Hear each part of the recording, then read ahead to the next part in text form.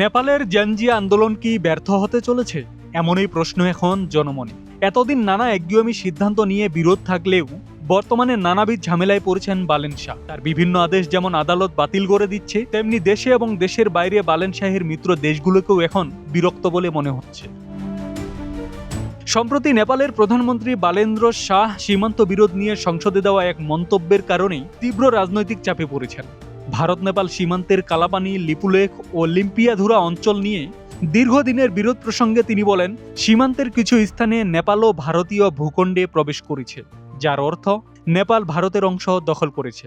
তার এই বক্তব্য নেপালে ব্যাপক বিতর্কের জন্ম দেয় এবং বিরোধী দল ও বিভিন্ন ছাত্র সংগঠন এটিকে জাতীয় স্বার্থবিরোধী বলে সমালোচনা করে। রাজধানী কাঠমান্ডুতে বিক্ষোভ অনুষ্ঠিত হয় এবং প্রধানমন্ত্রীর ক্ষমা প্রার্থনা ও পদত্যাগের দাবিও ওঠে। সংসদেও তুমুল বাকবিতণ্ডা হয়েছে হাতাহাতিও।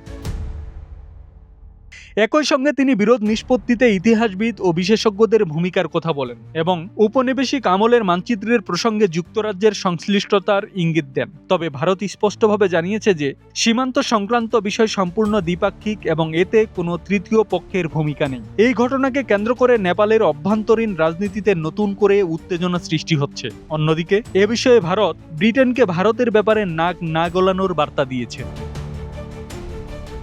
আব্দুস সালাম, প্রজন্ম 24।